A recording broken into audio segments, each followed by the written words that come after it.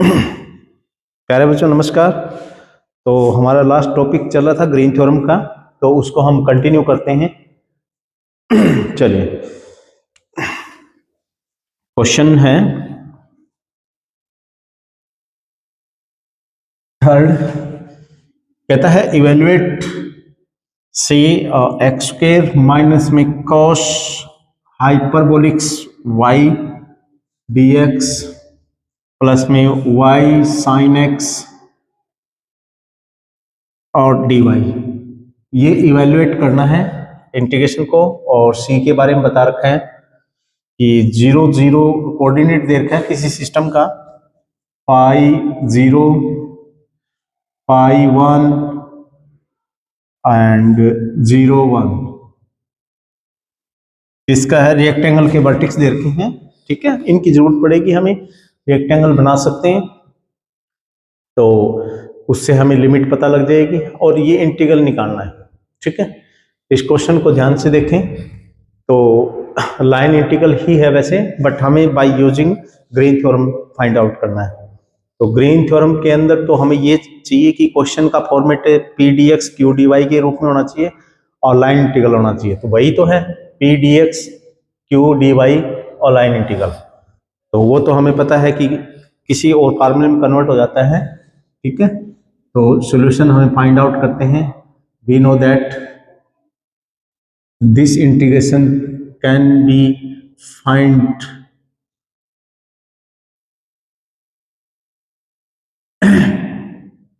Line integral of a P D X Q D Y इसके बराबर होता है surface integral curly Q upon में एक्स माइनस में करली पी अपोन में Y D X D Y और ये लिमिट, ठीक है। एस लिमिट हमें यहां से मिल जाएगी। तो P क्या है, P is equal to X square minus में कॉस हाइपरबोलिक्स वाई और Q वाई प्लस में साइन एक्स, ठीक है। हमें ये फाइंड आउट करना था, ये क्वेश्चन इस जैसा ही है जहां पर P और Q क्या है ये है, तो ये तो हमें पता है इसके बराबर होता है। तो हम ये दोनों चीज फाइंड आउट करनी है, यानी Q का x के सापेक्ष में, Q का x के सापेक्ष में पार्शियल डेरिवेटिव x के सापेक्ष में करेंगे तो 0, x के सापेक्ष में करेंगे तो cos x, P का y के सापेक्ष में 0, cos का हो जाएगा साइन हाइपरबोलिक्स ऑफ x, ठीक है।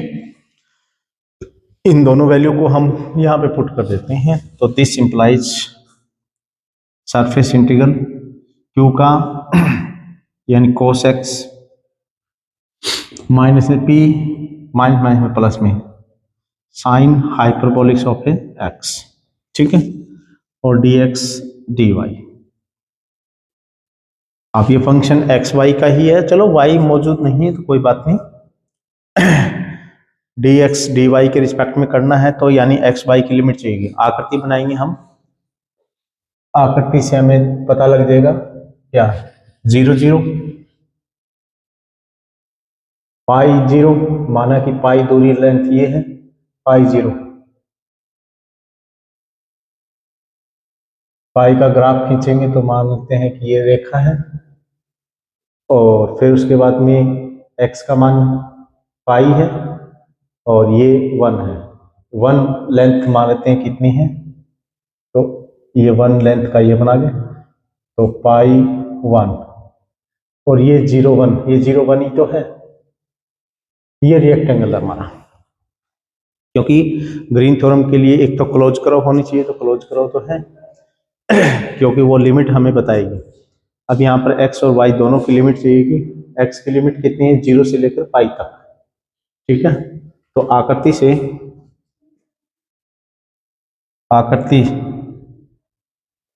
से x 0 से x पाई है तथा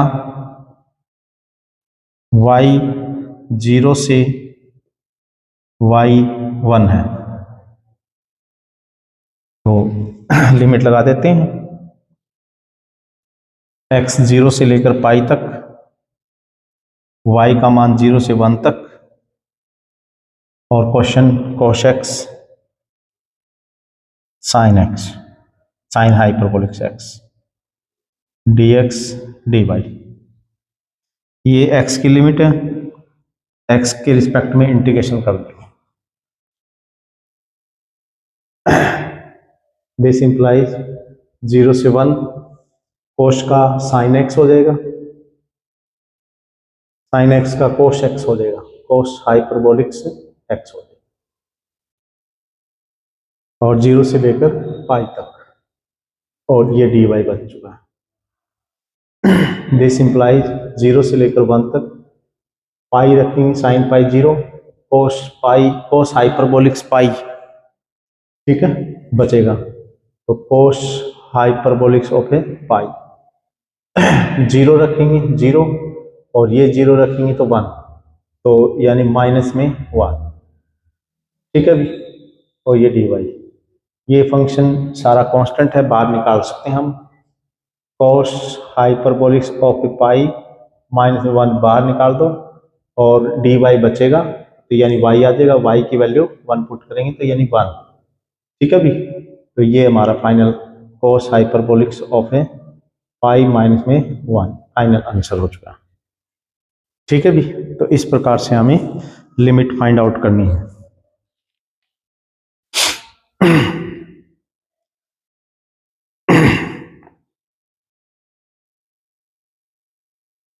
नेक्स्ट क्वेश्चन है,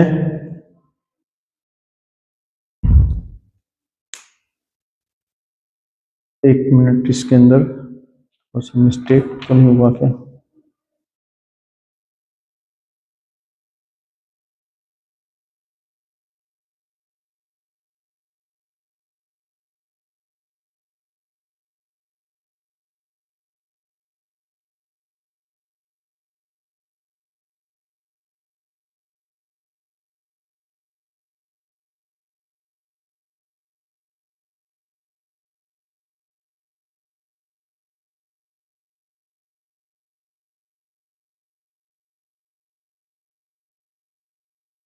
चलो जो भी, चलिए आगे नेक्स्ट क्वेश्चन पे चलते हैं, क्या बताएगा हम। ये कुछ मिस्टेक बीच में हो जाती है, तो भाई थोड़ा सा ध्यान से आप चेकआउट कर सकते हो इनको, ठीक है। इंटीग्रेशन है वो आप फाइंड आउट कर सकते हो। आगे दे रखा है कि क्वेश्चन इवेलुएट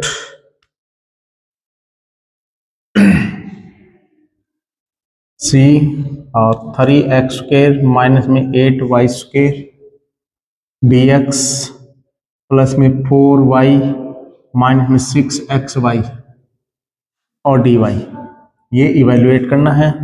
सी के बारे में बताया है कि region bounded by the parabola y is equal to root of x तथा y is equal to x², और also verify Green theorem, Green's theorem, इसको वेरीफाई भी करना है। यानी ग्रीन थ्योरम का लेफ्ट पार्ट और राइट पार्ट है, दोनों ही हमें फाइंड आउट करना पड़ेगा, ठीक है भी। लेफ्ट और राइट दोनों ही पार्ट वेरीफाई करने पड़ेंगे, तभी हम इसे फाइंड आउट होगा।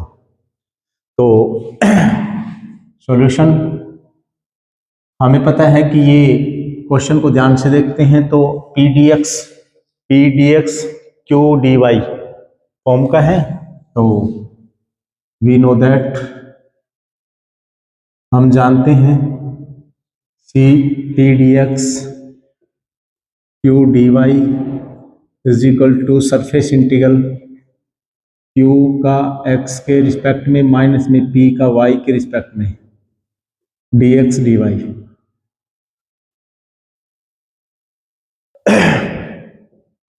यानी ये तो क्वेश्चन दे रखा है, P क्या है, कंपेयर कराओ इसको इसके यहाँ। P is equal to 3x² 8y², और Q क्या है 4 y माइनस में 6xy, ठीक है। तो ये फाइंड आउट करना, तो यदि इसके बराबर होता है q का x के रिस्पेक्ट में, q का x के रिस्पेक्ट में डेरिवेटिव कीजिएगा 0, 6y माइनस में 6y, ठीक है। क्योंकि x के रिस्पेक्ट में करेंगे तो y कांस्टेंट होता है, पार्शियल डेरिवेटिव p का y के रिस्पेक्ट में 0, 8, 16 माइनस में 16y, दोनों वैल्यूओं को यहाँ पे पुट करें। This implies surface integral S किस में कन्वर्ट हो गया, माइनस में 6y और माइनस माइनस में प्लस में 16y और dx dy, ठीक है। अभी इतनी बात समझ में आई। ये 10y बच चुका है, 10 को बाहर निकाल दें, 10 surface integral of y dx dy। चलो, यानी इस फंक्शन का dx और dy के रिस्पेक्ट में इंटीग्रेशन करना है और यहाँ पर लिमिट लगानी है x और y की। x और y की पहले हमें आकृति फाइंड आउट करनी पड़ेगी, उसके बाद में पता लगेगी x कहाँ से लेकर कहाँ तक है। इसको लिखने का तरीका क्या है,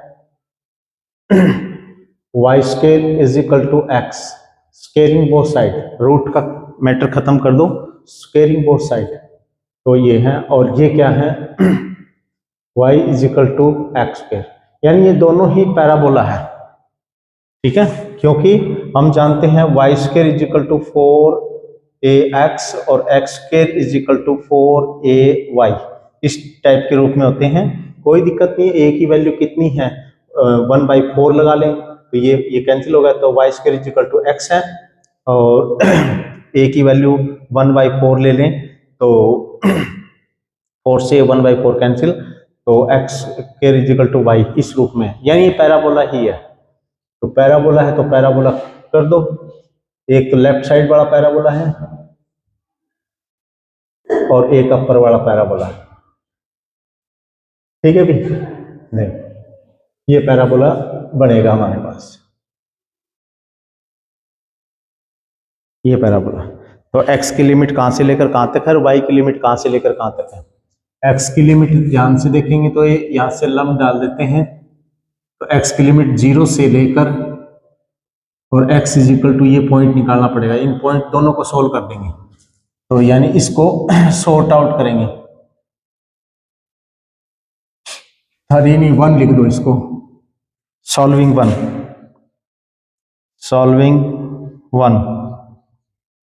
क्योंकि 1 के अंदर 2 इक्वेशन है, तो y square is equal to x है और x square is equal to y है। सॉर्ट करेंगे मतलब इसको या तो x में कन्वर्ट कर दो सारे को, यहाँ से ये पुट करके, या इसको y में कन्वर्ट कर दो, x और y का मान 1 1 मिलेगा आपको, ठीक है।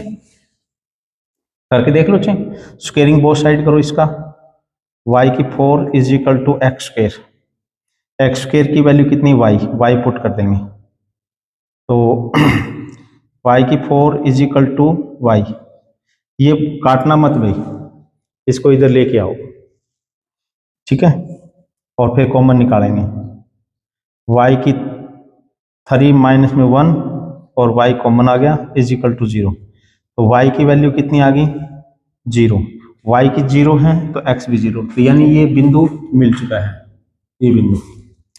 अब इसको सोल्व करेंगे, y की 3 माइनस में 1 की 3 इज इक्वल टू 0, तो y माइनस में 1 एक फैक्टर बन जाएगा और y स्क्वायर माइनस में y प्लस में 1 ये मिलेगा तो इज इक्वल टू 0। इसके जो मूल आएंगे वो वास्तविक नहीं होंगे, तो बस सिर्फ ये लेना, y is equal to 1, y का मान 1 है तो किसी में पुट कर दो, x का मान भी 1 आ जाएगा, तो this implies x is equal to 1, तो यानी ये x और y, यानी ये जो पॉइंट मिल रहे हैं ये 1 और ये 1 हो गया, तो x का मान यहाँ पर कितना है 1, तो x की लिमिट तो हमें पता लगे आता है, x इज इक्वल टू 0 से x is equal to 1 limit मिल चुकी है। अब y की वैल्यू, y की लिमिट रहेगी, y की लिमिट आप यहाँ से, ये 12वीं क्लास का क्वेश्चन है भाई, ठीक है, तो वहां से हम इसका एरिया निकालते थे, तो लिमिट कैसे कहाँ से कहाँ लेते थे। और y की लिमिट यहाँ से लेकर यहाँ तक नहीं लेंगे, यहाँ से लेकर और यहाँ तक लेंगे। इस वक्त y की वैल्यू कितनी है, तो ये समीकरण किसका है, ये समीकरण है X square is equal to Y का। तो यहाँ पर y की वैल्यू कितनी है, एक्स स्क्वायर, y की वैल्यू एक्स स्क्वायर, और यहाँ पर y की वैल्यू कितनी है, इसका इक्वेशन क्या है, ये है। तो y की वैल्यू कितनी है, under root X, Y is equal to under root X. तो अतः y की लिमिट भी हमें पता लगी, y is equal to X square से y is equal to under root X तक। लिमिट भी पता लग गई है, रख दो फिर लिमिट। अतः इसका नाम आप स्टार दे दो, जो भी, अतः स्टार से 10 इंटीग्रेशन। अब यहां पर लिमिट हम सबसे पहले किसकी लिमिट रखेंगे, जिसकी लिमिट चर में है, चर में तो y की लिमिट है, तो यहां पर लिखेंगे, तो एक्स स्क्वायर से लेकर और अंडर रूट एक्स तक है। फिर यहां पर लिमिट कांस्टेंट 0 से लेकर 1 तक, और इंटीग्रेशन कितना है, y dx और dy। तो ये लिमिट y की है, तो y का इंटीग्रेशन कर दो फिर 10 0 से लेकर 1 तक, और ये y स्क्वायर बाई में 2, y स्क्वायर बाई में 2 को बाहर निकाल देंगे, तो इसकी लिमिट कितनी है, एक्स स्क्वायर से लेकर और अंडर रूट एक्स तक, ठीक है, और ये dx। चलिए सॉर्ट करेंगे इसको।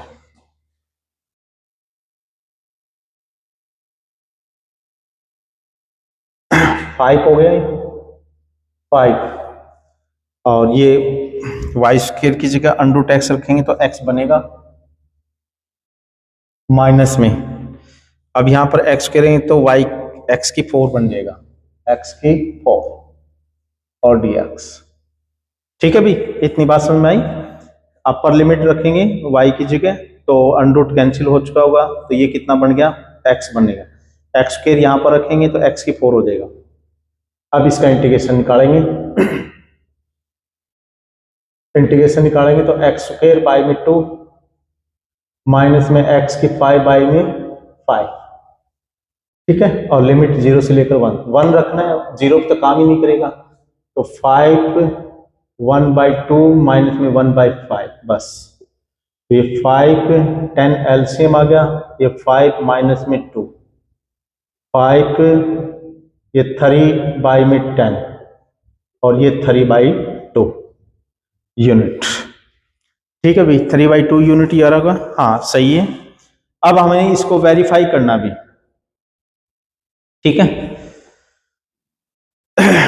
अब इसको वेरीफाई करना है, वेरीफाई का मतलब हमने फाइंड आउट क्या किया, सिर्फ ये सोल्व किया है, ठीक है, हमने सिर्फ ये निकाला है, हमें ये निकालना था, ये इस जैसा दिखाई दे रहा था, ये हम जानते हैं ऐसा होता है, तो इसको फाइंड आउट किया था, तो हमें ये भी फाइंड आउट करना है, ठीक है, इसको भी फाइंड आउट करना है, और ये देखते हैं अब क्या होता है। तो लेफ्ट हैंड साइड निकालते हैं हम, चल देखते हैं। तो लेफ्ट हैंड साइड के अंदर हमें क्या चीज दिखाई दे रही है वो हम देखते हैं। सी पी का मान कितना है, 3x स्क्वायर माइनस में 8y स्क्वायर dx, यानी ये क्वेश्चन ही तो था लेफ्ट हैंड साइड, और 4y माइनस में 6xy और dy। लाइन इंटीग्रल निकालना है, लाइन इंटीग्रल निकालते हैं तो हमें पता है कि ये दोनों वक्र अलग अलग है, ठीक है ना। ये ऐसे मान लेते हैं कि लाइन इंटीग्रल निकालते हैं, ये प्लस में ये क्लोज वक्र माननी है, तो ऐसे घुमाव कर देते हैं, इसका नाम C1 दे देते हैं वक्र का, इसका नाम C2 दे देते हैं। तो हमें क्या करना पड़ेगा, वक्र C1 के अलोंग चलना पड़ेगा, और उसका लाइन इंटीग्रल अलग निकालना पड़ेगा, और फिर C2 का अलग निकाल के फिर एड अप करना पड़ेगा, तो लाइन इंटीग्रल निकल जाएगा। देखते हैं, तो अलोंग C1, अलोंग C1 के ऊपर क्या घटना घट रही है, C1 के ऊपर देखो, अब हमें ये फाइंड आउट करना है, ये हमसे देखो निकलेगा कैसे, ये क्वेश्चन मिक्सअप है x और y का, बट इंटीग्रेशन तो सिर्फ x के सापेक्ष में ही है, ये भी एक्स वाई का है बट ये y के सापेक्ष में है, ठीक है, इसको अलग अलग कर सकते हो आप सी। तो ये निकालना मुश्किल हो गया है, तो क्या करेंगे अब अलोंग C1 चलेंगे, तो उस वक्त C1 चलेंगे तो वहां पर y का मान कितना है, x स्क्वायर है, या x का मान अंडर y है, यानी इनका यूज करेंगे हम, ठीक है, तो ताकि हमें परेशानी नहीं होगी। और x की लिमिट देख लेंगे कहां से लेकर कहां तक है, 0 से लेकर 1 तक दे ही रखी है, 0 से लेकर 1 तक लिमिट है, क्यों, क्योंकि पहला इंटीग्रेशन है ना x के रिस्पेक्ट में है, तो यानी ये x की लिमिट है, और ये दूसरा कितना है, ये y के रिस्पेक्ट में है, तो ये लिमिट y की है। या तो एक काम करो, इस सारे क्वेश्चन को ही x में कन्वर्ट कर दो या y में कन्वर्ट कर दो, क्योंकि y की लिमिट निकालेंगे तो y की वेरिएबल के अंदर आएगी, यहां से लेकर और यहां तक, ठीक है ना, तो वो वेरिएबल में है, तो अपन सारा x में ही कन्वर्ट कर देना भी, ठीक है, ताकि परेशान नहीं होगी।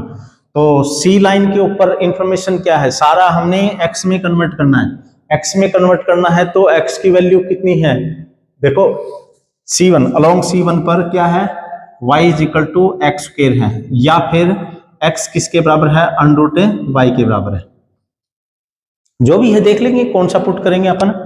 तो हमें तो पता है कि सारे क्वेश्चन को x में कन्वर्ट करना, तो ये अपने पास एक गिवन इक्वेशन है, इसकी हेल्प ले सकते हैं हम, तो इससे ये वैल्यू है y की, मैं x में कन्वर्ट करना चाह रहा हूं, तो इस y की और इस y की वैल्यू मैं एक्स स्क्वायर पुट कर दूंगा, और इस y स्क्वायर की जगह भी एक्स स्क्वायर पुट कर दूंगा, और dy की जगह और देखते हैं क्या है, ये मत लोचें, अब इसकी जरूरत नहीं पड़ेगी अब, ठीक है, तो dy किसके बराबर हो जाएगा, dy तो 2x dx के बराबर हो जाएगा, ठीक है, तो dy की जगह 2x dx रख देंगे, और y की जगह, तीनों y की जगह x स्क्वायर पुट कर देंगे, तो ये सारा क्वेश्चन x में कन्वर्ट हो गया, क्योंकि x की लिमिट हमें पता है क्वेश्चन से, 0 से लेकर 1 तक है, तो ये क्वेश्चन क्या बन जाएगा, 0 से लेकर 1 तक सारा फिर एक साथ में कर देंगे, 3x स्क्वायर माइनस में 8 y स्क्वायर की जगह क्या रखेंगे, x की 4 है ना, स्क्वायरिंग बोथ साइड कर देंगे, x की 4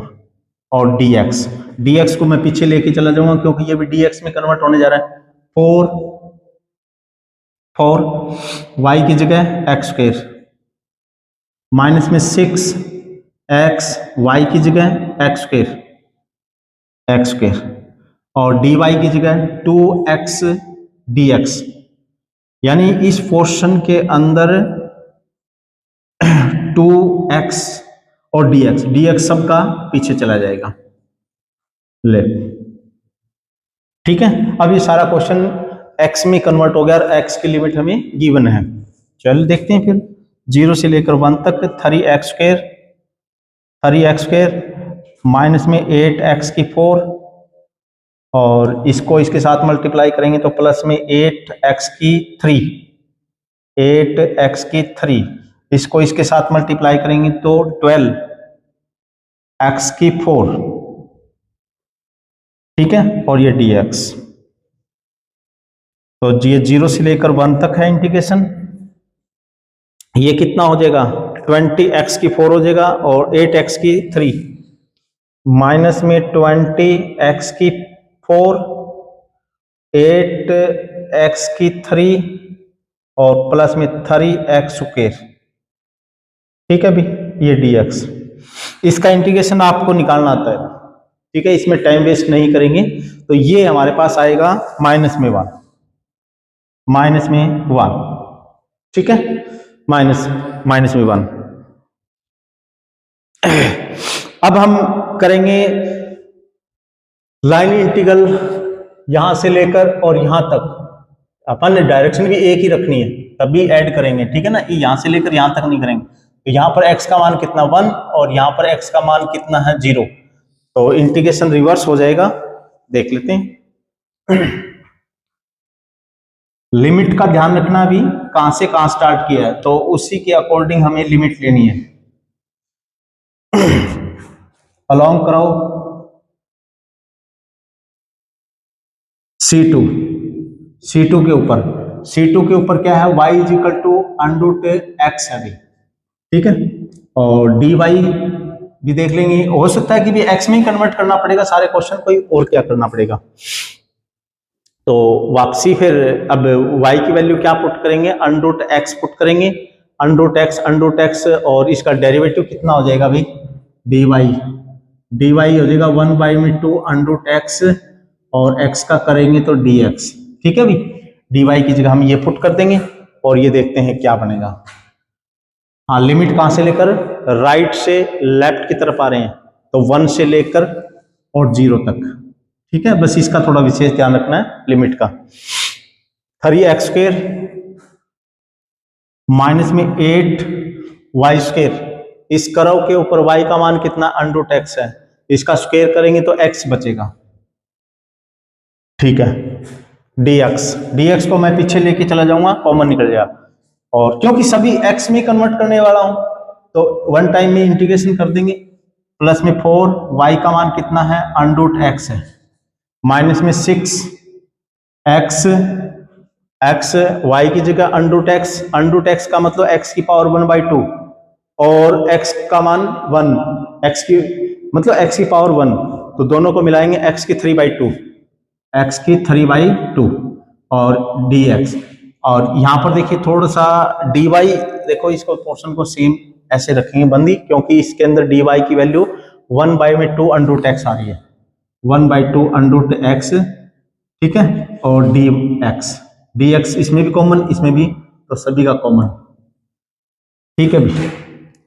तो 1 से लेकर 0 तक 3x² माइनस में 8x, और इसको इसके साथ मल्टीप्लाई करेंगे तो 2 कैंसिल हो जाएगा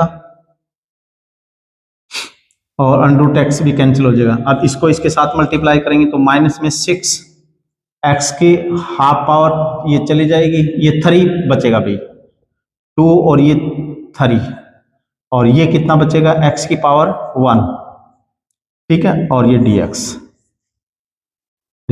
इसका इंटीग्रेशन आप खुद निकालोगे, इसमें टाइम वेस्ट नहीं करेंगे। ये कितना आएगा, 5/2, ये आएगा भाई 5/2। अब इन दोनों को ऐड अप कर देंगे, दोनों को ऐड कर देंगे तो टोटल इसकी लाइन इंटीग्रल निकल जाएगी। तो टोटल लाइन इंटीग्रल, रेखा का समाकलन,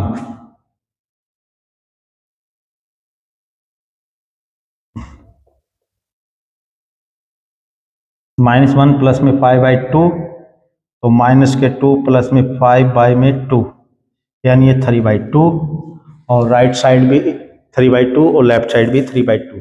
इस प्रकार से ये ग्रीन थ्योरम वेरीफाई भी हो चुकी है, ठीक है। अब इसका एक लास्ट क्वेश्चन और रहता है, इस बुक का लास्ट क्वेश्चन, और ग्रीन थ्योरम भी समाप्त, ठीक है भी।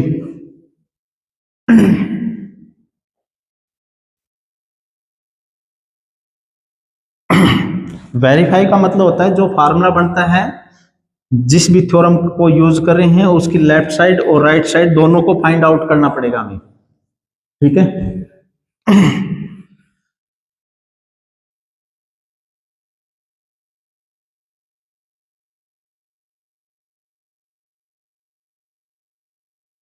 एग्जाम्पल नंबर 5 यानी लास्ट, कहता है कि show that area bounded, area निकालना भी, और ग्रीन थ्योरम ने एरिया निकालना भी बता दिया था हमें, किसी भी कर्व द्वारा गिरा हुआ है वो एरिया निकालना, बट उसके लिए कुछ क्राइटेरिया है, पी और क्यू के मान स्पेशल क्या होने चाहिए, ठीक है।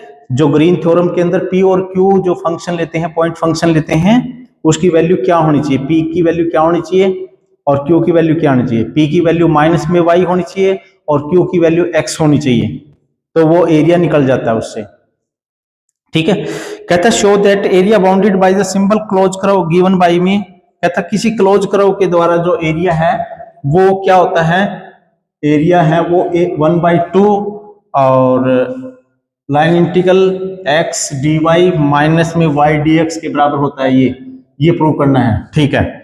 और also find the area of A ellipse, और इलिप्स का एरिया फाइंड आउट कीजिए, ठीक है। Also find area of ellipse, ellipse, ठीक है, दीर्घवृत्त जिसको बोल देते हैं, उसका एरिया हमें निकालना है इसकी हेल्प से। तो देखो ये क्वेश्चन है, ये तो हमें पता ही था, ग्रीन थ्योरम था, ठीक है, ये तो हमें आज कर चुके हैं, प्रूव भी कर चुके हैं, ग्रीन थ्योरम को प्रूव किया था, बस उसके अंदर स्पेशल केस पी और क्यू की वैल्यू ही तो डालनी है, तो ये तो बन गया, ये तो हमें प्रूव हो गया। तो वी नो दैट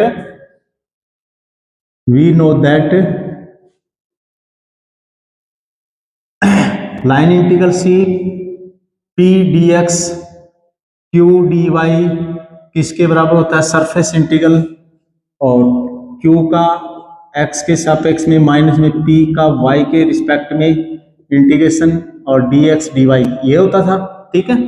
तो स्पेशल मैंने आपको बताया था, पी की वैल्यू आप क्या पुट कर दो, माइनस में वाई, और क्यू की वैल्यू आप पुट कर दो एक्स, ठीक है ना, इस क्वेश्चन में। तो इस क्वेश्चन में पुट करेंगे तो पी की वैल्यू कितनी पुट करनी है, माइनस में वाई डी एक्स, और क्यू की वैल्यू एक्स डी वाई, ठीक है। राइट साइड में भी क्या बन जाएगा, क्यू की वैल्यू एक्स वैल्यू पुट करेंगे तो एक्स का एक्स के रिस्पेक्ट में डेरिवेटिव करेंगे तो 1, और पी की वैल्यू कितनी पुट करनी है, माइनस वाई का वाई के रिस्पेक्ट में -1, माइनस और माइनस प्लस में 1, डी एक्स और डी वाई, ये 2 बन गया, 2 को इधर ले आएंगे तो 1/2, और line integral X D Y को पहले लिख दो, माइनस में वाई डी एक्स को पीछे लिख दो, ठीक है, इज इक्वल टू, और ये क्या होगा, surface integral of D X D Y, कोई फंक्शन नहीं है यहाँ पर, कांस्टेंट फंक्शन है, तो यानी ये एरिया को रिप्रेजेंट करता है, तो एरिया इज इक्वल टू 1/2 और line integral X D Y minus में वाई डी एक्स, और यही हमें प्रूव करना था, ठीक है, यही हमें प्रूव करना था। अब also find the area of A ellipse, ellipse का एरिया निकालना है, इलिप्स का एरिया निकालना है, तो यानी एरिया का फार्मूला तो ये है, तो हमें पता है कि x और y और 1/2 लाइन इंटीग्रल निकाल दो, यानी इलिप्स के अंदर x और y की वैल्यू ले आओ उठा के। तो मैं देखो ड्रा करता हूं एक बार इलिप्स को, ये इलिप्स होता है, तो किसी भी वक्त x और y की, x इज इक्वल टू क्या होता है, r cos थीटा, r की जगह में a cos theta, x is equal to a को, ये a होता है, ये b होता है, तो x is equal to a cos theta, y is equal to b sin theta, ये कोऑर्डिनेट बन जाते हैं भाई किसी भी पॉइंट के, ठीक है। क्योंकि मैंने इस क्वेश्चन को, अब ये फाइंड आउट करना मेरे लिए मुश्किल है, अब इसको अलग अलग इंटीग्रेशन करूंगा तो x की वैल्यू इलिप्स में निकालेंगे, y की लिमिट अलग से निकालेंगे तो मुश्किल हो जाता है, तो यानी एक ही कोऑर्डिनेट के अंदर सिस्टम में कन्वर्ट करें, थीटा में कन्वर्ट कर दो सारे क्वेश्चन को, तो हमें सोल्व जल्दी हो पाएगा, ठीक है भी। तो देख लेते हैं एरिया का फार्मूला, तो बस पुट कर दो और क्या है, तो हम जानते हैं कि एरिया का फार्मूला कितना, 1/2 और लाइन इंटीग्रल और x dy माइनस में y dx, ठीक है भी, 1/2 और c x की वैल्यू कितनी है, a cos थीटा, y की वैल्यू, अब हमें पता है कि x is equal to a cos theta है, y is equal to b sin theta है, ठीक है, तो dx की वैल्यू जरूरत पड़ेगी, dx किसके बराबर हो गया, माइनस में a sin थीटा और थीटा का d थीटा, इसी प्रकार dy याद करेंगे, b cos थीटा और d थीटा, तो यानी सारे क्वेश्चन को हम थीटा में कन्वर्ट, एक ही वेरिएबल में कन्वर्ट करने जा रहे हैं, पहले 2 वेरिएबल में था तो एक ही वेरिएबल में कन्वर्ट करने जा रहे हैं, तो dy की जगह हम क्या पुट करेंगे, b cos theta d theta, b cos theta d theta, d theta को मैं आगे ले जाऊंगा, ठीक है, याद रखना, माइनस में y की वैल्यू कितनी है, b sin theta, b, sorry एक मिनट, मार्कर थोड़ा सा काम नहीं कर रहे हैं, हाँ, b sin थीटा, ठीक है, और dx की वैल्यू कितनी है, माइनस में a sin theta, minus minus में प्लस में a sin theta D theta, D theta इसमें भी था, इसमें भी था, बार कॉमन डी थीटा। अब इसमें ए और बी और इसमें भी ए बी दोनों का कॉमन निकाल देते हैं, तो ए इंटू में बी बाय में 2 और यहाँ पर कोस स्क्वायर आ गया और ये साइन स्क्वायर, वो कितना हो गया 1 डी थीटा। तो ए बी बाय में 2 और इंटीग्रेशन डी थीटा। अब थीटा की लिमिट चाहिए हमें। थीटा कहाँ से, थीटा कहाँ पर होता है, मान लेते हैं कि 1 मिनट इसकी पोजीशन वेक्टर ये है, तो ये एक्स एक्सिस के साथ थीटा एंगल बना रहा है, तो यहां से स्टार्ट हुआ, यहां से स्टार्ट हुआ था, तो ये चलता चलता चलता चलता और ये कितना राउंड करेगा, तो यानी 0 से लेकर 2 पाई तक, 0 से लेकर 2 पाई तक। तो कर दो बस इंटीग्रेशन ए बी बाय में 2 और ये थीटा इंटीग्रेशन बन चुका 0 से 2 पाई, तो 2 पाई पुट कर दो यहाँ पर और 0 पे ये 0, तो ए बी बाय में 2 और ये 2 पाई, 2 से 2 कैंसिल हो गया, पाई ए बी, यानी इलिप्स का एरिया पाई ए बी होगा जब इसका मेजर एक्सिस, ये ठीक है, कि लेंथ सेमी मेजर एक्सिस की लेंथ ए हो और सेमी माइनर एक्सिस की लेंथ बी हो। इनका प्रयोग करना पड़ेगा भी, ठीक है, इसके बगैर नहीं निकलेगा, ठीक है।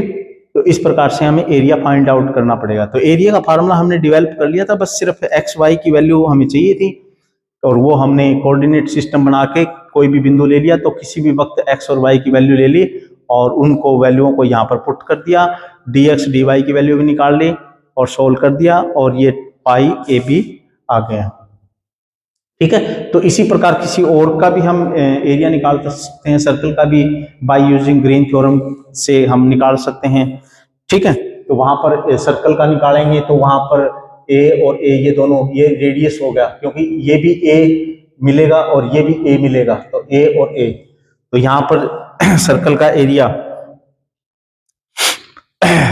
ए और बी की दोनों की वैल्यू कितनी हो जाएगी, सेम हो जाएगी, तो ए स्क्वायर, तो पाई ए स्क्वायर, तो पाई ए स्क्वायर ही होता है, ठीक है।